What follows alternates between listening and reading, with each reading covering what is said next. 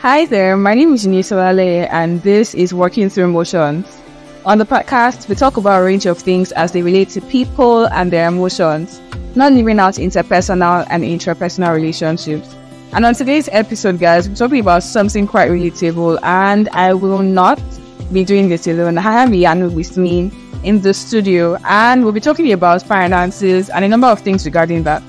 So I will be leaving Iyanu to do the introductions. Welcome, Iyanu. Welcome here. Hello, everyone. Hello. I am Olaoye Iyanu David, a finance enthusiast. Over to you. You don't want to say more? Let us leave it very. He doesn't want to blow his trumpet. Okay, so we're going to leave it at that. He's a finance enthusiast, and we'll be talking about your financial health, personal development, and a number of things regarding that. So that brings me to my first question. One of the reasons why I brought you to this podcast is because I know of how intentional you are about learning about finance and how big you are on finance and a number of things that you've done that you don't want to talk about on the podcast here that you've done regarding finance. And that brings me to my first question, like I mentioned earlier. Okay, so regarding financial health, how do you think people can preserve their financial health? And also, how do you think while people are in the pursuit of preserving their financial health, how can people hedge against high cost of living? Thank you very much, Ines, for that question. So basically, to just leave things very simple, right? So how to hedge against the rising cost of living and also how to preserve your financial health. So it's careful to be taken to note that even in Nigeria today, the prices of goods and services have been on the rise, right? So now that means different families and even households, they are looking for different techniques on how to counterbalance all this thing. Now that's why we're having this podcast, so just to enlighten people, right? So one of the first measures we can rightly do is just basically have a budget. So now I know it's budgeting is not a cliche, right? I know so many people mess the value or the term for budgets, right? So budgeting really helps a lot, right? For me personally, I have like a budget I do stick with, right? So yeah, one thing about budget is make sure you prioritize your important expenses. Another thing to do in this period now is just basically don't overspend, right? You understand things are going on the rise, have been on the rise, so you have to cut down on usual expenses or unnecessary expenses. So another thing to note also is when it comes to debt factor and interest. So now it might not be so particular to Nigerians because of debt and interest, right? But in the US today, you get to see that mortgages and the prices of houses are already on the rise because of the interest element. Now, in today, I think the Federal Reserve basically raised the interest rate by 25 basis points. When I mean 25 basis points, is 0.25. Yeah, by 0.5. I think if I'm correct, if I get my facts correct, the current interest rate in the US today is about 5.75. Yeah, I think they had a meeting early this week. So yeah, so one of the things about this is try and pay off your debt if possible. Those debts that have high interest rates. And once your interest is not fixed, right, and it's volatile, it has tendency to move with the current interest rate in the economy. You get to see that you get to pay more interest on a particular fixed amount of debt loan. So I'll leave that for now, Eunice. So yeah. All right. So there are a number of things that you said that really resonated with me. And first, I'm talking about is budgeting. So you mentioned a number of things regarding budgeting. That it's important for you to, prioritize your important expenses and not live on breaks, because I think the culture of budgeting is not in vogue like it used to be, because people want to live on vibes. That's when you start hearing people say things like, YOLO, you only live once. If I perish, I perish. We used to fight another day, or different things like that, right? Just to, bypass budgeting and just live life based on the money that they have at hand and not even stay when you see an investment. And that brings me to what I want to say again. So regarding savings and investment, you mentioned things about the debt factor and the interest. Then you also talked about budgeting, like I mentioned earlier. So regarding savings and investment, so how do you think savings and investment can help to hedge against high cost of living? Yeah, thank you so much. So savings, investment. So really, savings and investments have been involved right from the beginning of time, right? So it's really not a new concept. But now you get to see that the opportunities opening up in today's world with the digitalization of currencies as well as advancements of technologies. Yeah, you get to see that even investment platforms are basically giving more returns for investors. Now, when I mean investors, I mean just basically you and I. That means you can get to certain investment platforms where you can put your money and definitely will yield returns. But now you have to note something in this instance. You need to, care must be taken to note. You need to understand the fundamental principles guiding all these investment platforms. So I mean, do your research before putting your money into any investment platform. Yeah. So and also for investment also you can put your money in the microfinance banks, right? So now there's this thing about microfinance, but I can talk and I can be so specific for microfinance banks. So there's this thing my dad usually does. He does this correctly. We just put a certain amount of money in a particular microfinance bank, which is definitely going to yield an interest element for about 90 days. And to be honest, unlike before, the interest rate on or the returns in this case now are getting more and more attractive. Even the treasury bills of Nigerian securities now is about 365 days, about 12.1%. If I'm correct, yeah, should be, but it's about 12.1%, as opposed to about 7%, which was last year or so. So the interest is getting attractive, and you can definitely use this mechanism to hedge against inflation. But now you need to also note that even though it's 12% and inflation is currently about 22 point something percent, you just have to definitely just put your money. At least it's definitely going to yield a certain return on that. So back to you, Eunice. Okay, so I want to talk about what you said again. You mentioned something about investments, that before you invest, you need to know the fundamental principles. So people that are not finance enthusiasts are actually people that know next to nothing about investment and really want to invest. So how do you think, what do you think, what advice do you have for them, especially when they have interest in investment, and how do you think they can figure out these fundamental principles that you mentioned? Yeah, thank you so much. Okay, so welcome. As regards financial literacy or financial knowledge, basically, I feel financial knowledge is what a basic requirement everyone should have, and it's an inbuilt skill. So it's something everyone should have. Why? Because how you go about managing a certain amount of money if you cannot, how you definitely have a certain amount of money if you cannot manage it properly, right? Right. So how can we definitely build up these skills, right? So there's nothing that is any humans come with anything with there's no skill that we are born with. You have to develop it when you get to this world. So now one simple thing is everyone has an answer, right? Just check on Google, right? There are certain websites you can get to see much of these things. So now I know of so many that you can basically just check on Google. Basic financial knowledge, just talk about the time value of money, inflation, interest rates. So and all these things get simplified. Even with the introduction of ChatGPT, right? You can just basically have a conversation with a robot, and it definitely streamlines all these things with basic understanding. And one fundamental thing about ChatGPT is, if you don't get to understand the meaning of something, you can always regenerate the response, and it basically structures it in another language. So they are also if you don't want to go advanced, there are also paid platforms you can definitely subscribe to. There are newsletters you can subscribe to. There are free newsletters you can subscribe to get foundation of all these finance terms, right? Right. Wow, thank you very much, Iyanu. Thank you very much. So you mentioned something about financial literacy. And that brings me to another question that I would love to ask you.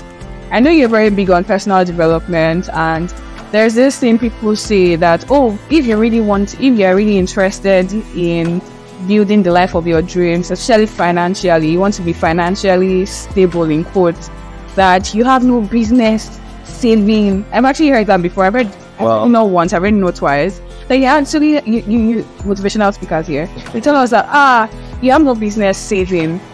You have no business, investing all the money that you have.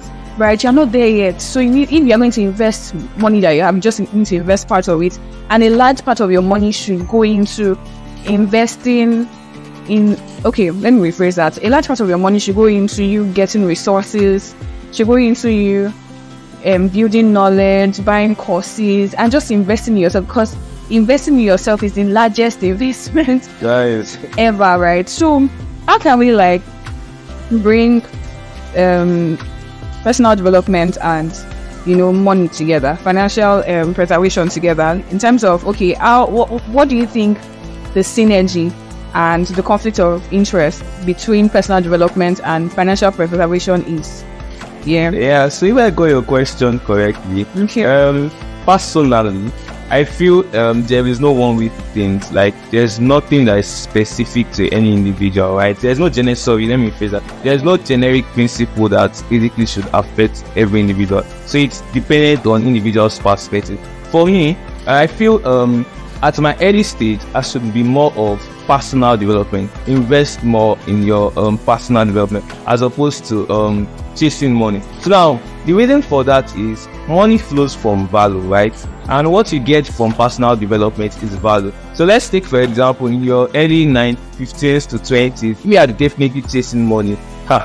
It's going to be a big trap. Like when you get to 40, 50, 60, if you don't get to invest in yourself, right? So the major important thing for that I would advise young people in my age group and even lesser, right?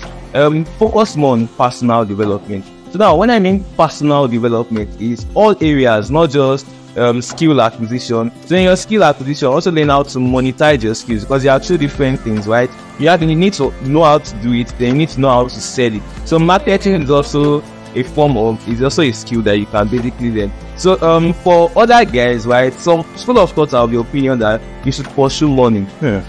Money. So the thing is, the pursuit of money never ends, right? If you get to one, you definitely also want to use more. Why want to keep expanding it? Exactly. So and there is no limit to it. So you are never satisfied, right? So yeah, I think at the early stage, focus more on personal development. Then, if you got your equation correctly, money should flow from the value you've gotten through personal development. Right. So over to you, Eunice. Thank you very much, Iyanu. Thank you. So there are a lot of things you mentioned. You mentioned the fact that money flows from value. Yeah. And I remember there's somebody that used to coach me. The person would say, time is money. Time you give yourself in the context of, okay, when you give yourself to acquiring value, when you give yourself to self-development, everything counts. It just keeps counting. It keeps building up till that time when you can, that period of you building up is like you acquiring skills. Then when you can now put that value to use and it starts bringing money, that's when it can fall under the umbrella of skills monetization. That's what you mentioned. You mentioned there's a place of skill acquisition and there's a place of skill monetization. Alright, so this has been an insightful ride. I mean, but I see a question for you. It never ends. It really never ends. So since I'm talking about financial literacy and the fact that you should acquire skills, you should learn and keep giving yourself to learning and not chasing money at a very early stage. Yeah. At a very early stage, so that in front to not turn to a very big trap, right, for you. So still on financial literacy, like I mentioned, what do you think the role of financial literacy is, especially its impact on the preservation of your finances? Preservation of your finances, yes. I think you should say something regarding that. Okay. So financial literacy and the effect on the preservation of your finances. On the preservation of finances. So majorly when you talk about literacy, it just basically means knowledge. So I'd say, and it's a generic concept that knowledge is power, right?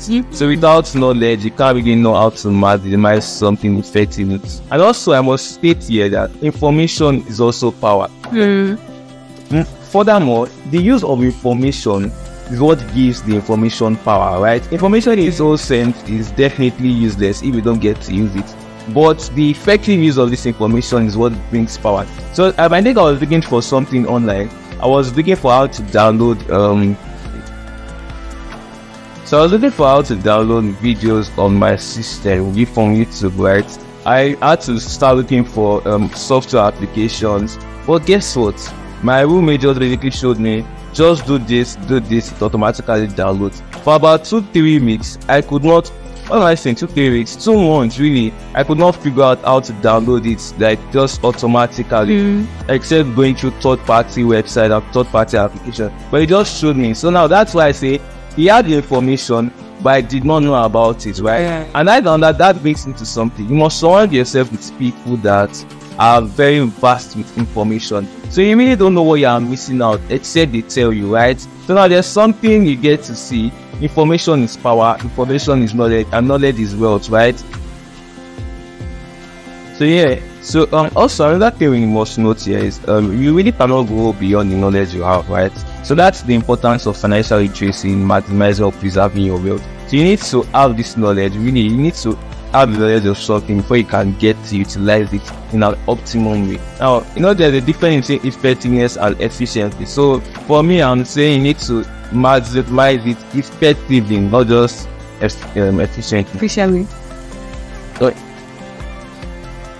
I actually like the part where you mentioned the need for you to relate with people. yeah, Because it gives you access to information that you don't know, or access to information that you don't have access to in that sense. yeah, Because it looks like we'll be talking about, reaching out to ChatGPT, going to Google to ask for your questions, and it feels like, okay, well, I don't really have to relate with people. Relating with people actually gives you that leverage to, show up more effectively. Yeah. What do you access people? Like now, you mentioned how you were stuck on how to figure out how to do something, and it was your roommate who just helped you with just one word. He just helped you out, and you've been there for a few weeks, right? Months. Okay, that's a lot. So yes, you need people.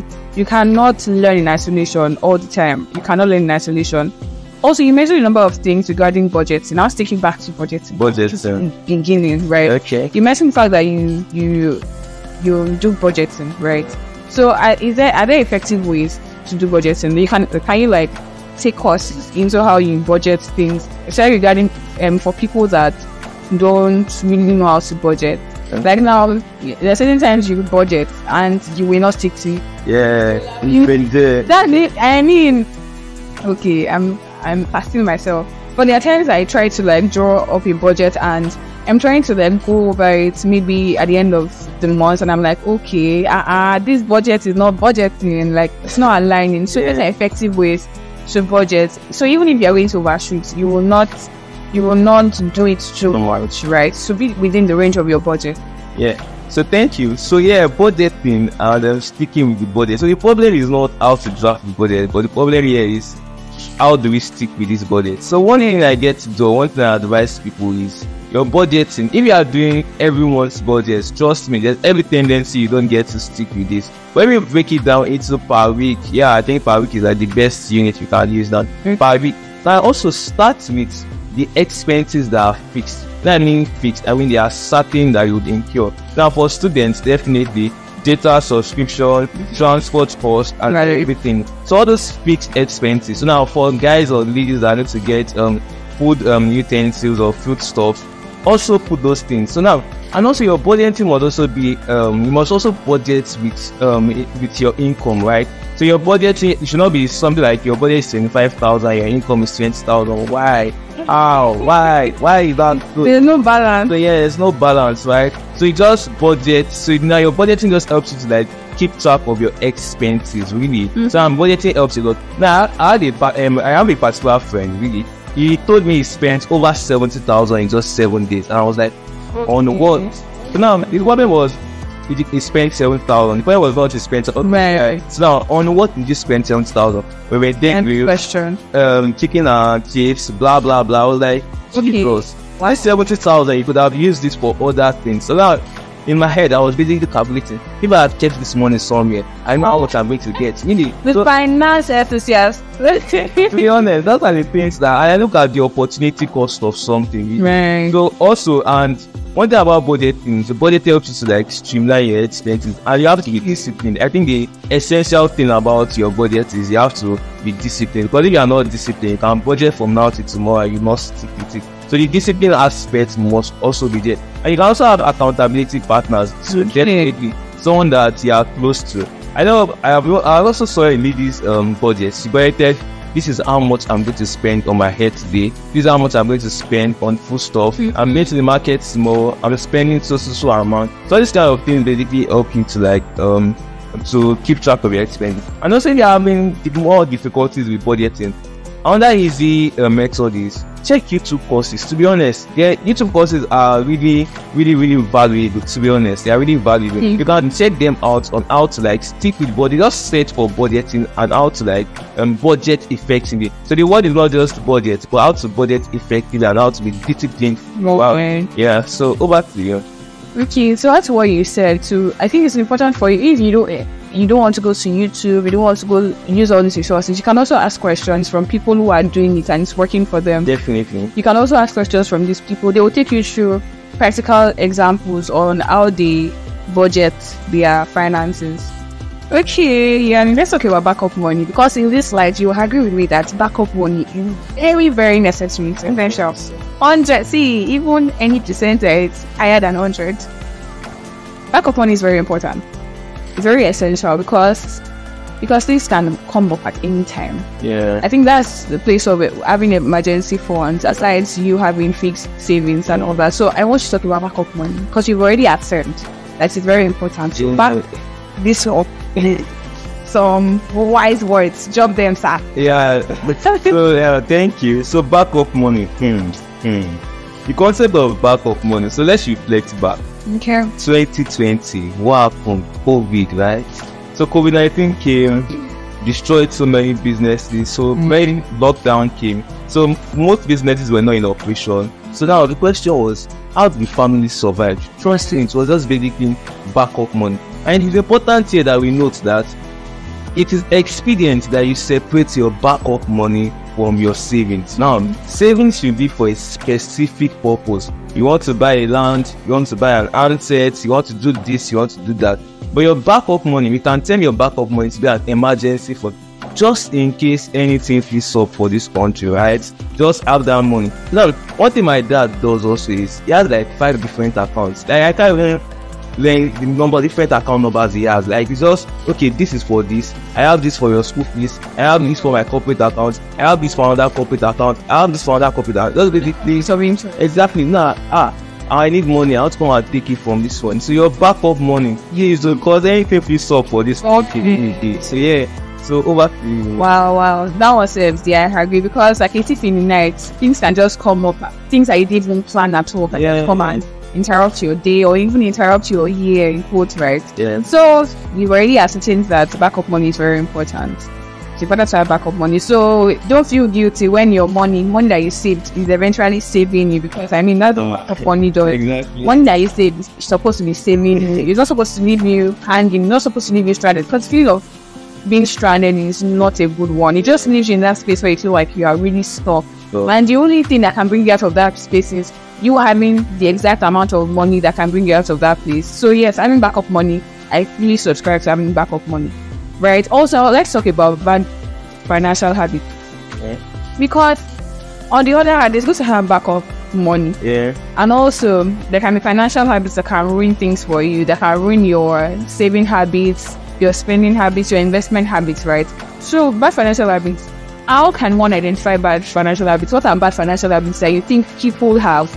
And how do you think people can identify these bad financial habits and build healthy habits? Because it's very important. I mean, if you don't have healthy financial habits, there's no way you would even think of having backup money. Before your backup money even becomes backup money, you've already picked it up and used it for something frivolous. So yes, can you like strike the balance between, okay, bad financial habits and building healthy financial habits? Nice question, Eunice, to be honest. Well, for me, or personally, I feel the definition of bad financial habit is subjective, really. So it's based on individual specific, right? So to me, what I think something to be a bad habit might not be something other person might think to be bad, bad habit. Right. Now, one thing you need to note here is it's all dependent on the level of income. Like there's an economic theory that states the higher the income, the higher the consumption. So based on my own income, I can term something to be a bad habit, but really, trust me, to other guys that are earning above what I am earning, to them it's just more like, oh, let's just do this, let's just do it for the good of the community, let's just do that. So now, one way or for my own level or my personal belief, I would call something a bad habit if you are basically spending recklessly. So now, recklessly in the sense that you just want to do it, doing just to show off, just to do this. Now, there's something about moderation. You just have to be moderate in every single thing. Even the Bible also talks about moderation. Let your moderation be known unto all men, right? So yeah, let your moderation be known unto all men. So you just have to like be moderate in your spending. You don't really need to like show off, because in this country we're in today, really, you don't even the time you are in currently, this particular season, you just really need to be on the low, right? I'm not saying don't show off too much, but just be moderate and be expedient in whatever you are doing, right? So, and also a good financial habit. So one of the things that indicates is just your budgeting skill. So your ability to budget, your ability to stick to this budget. So now, budget. yeah, you can get to see that we're overemphasizing budget. Now, budgeting is really a good skill to acquire, really, and it's going to help each and every one of us out. So now you can just have an accountability partner. Just if you think this budgeting has not been working, this budgeting thing, they're not been seeing that does not be working for me. Just have an accountability partner. And the thing is, don't try to be so strict with your budget. Always allow for flexibility, right? Yeah. So because you can't really always account for every single possibility. So now there's something called miscellaneous. Just anything, just put it there, just in case, right? So yeah. So over to you, Eunice. Wow, I like the fact that we went back to budgeting. Yeah. So, which means budgeting is one of those factors that aid healthy financial habits here. Yeah, exactly. So yeah, I love the fact that we keep going back to budgeting. We keep going back to budgeting and re-emphasizing budgeting. So we've laid emphasis on the fact that it's important to have backup money, and it's also important to identify bad financial habits and seek help when necessary, and ensure that you build healthy financial habits. And also, I love the fact that you made emphasis on the importance of people to accountability partners, having accountability partners. They can help you build financial habits that are healthy. Yeah. And also, I think apps too can help, because I remember you mentioned, you talked about apps in the middle of the episode, that it's important to have apps. Apps will help you set systems that will force you to be disciplined, because motivation does not really help sometimes. But let me chip this in. Motivation does not mean capacity, really. You can be motivated to do something, but you might not have the capacity. Right. Really. So yeah. So discipline is very important. These systems, these apps, these people that you choose as accountability partners will stand there and ensure that discipline plays out regardless of what happens. Because what if you're not motivated to save until after every year, is at the end of the year that you're not motivated to save, and at the end of the year you cannot account for your finances. Yeah. So it's very important, right, to put systems in place that will help you build healthy financial habits. And this has been an insightful session. I mean, I can't wrap my around everything we said. We've tried to talk about financial literacy, how important it is for you to preserve your finances. We've also spoken about it. I remember we talked about budgeting your finances. We talked about paying off your debt, but those want to help preserve your finances. I remember we also talked about the synergy between personal development and money. And also we talked about different friends. I remember we talked about financial literacy and the impact of financial literacy on your finances. So everything still boils down to being educated. Learning about finances part time. You don't need to bore yourself with all the big terms, the technical terms. Exactly. There are websites like you mentioned that can always explain these things to you in simpler forms. There are people you can ask questions from that will break these things down in simpler forms for you. And yes, on this note, I would like to ask, do you have any final words as a finance enthusiast, rather? Do you have any final words for us? This is what we're talking about. So based on what we've definitely talked about, so the most important keynote is just basically get educated, get the necessary skills. Information is power. Surround yourself with people that definitely have this information. Wow, and this has been an insightful ride. And I know with everything that you've taught us today, people will learn. I would learn to take more informed decisions regarding my finances. Thank you so much for doing this with me, Iyanu. Thank you, Eunice, for having me. Yeah, you're welcome. Don't mention, I am honored to have you on the show. I'm really honored. Okay, guys, on this note, we've come to the end of this episode. Don't forget to catch up on interesting content on the Tribune Online website. Content on the latest news, business, finances. Yes, finances, guys. Relationships and what have you. You can also catch up on previous episodes on the podcast on the Tribune Online website. And on this note, it's a goodbye from me. Bye. See you in the next episode, guys. Yeah.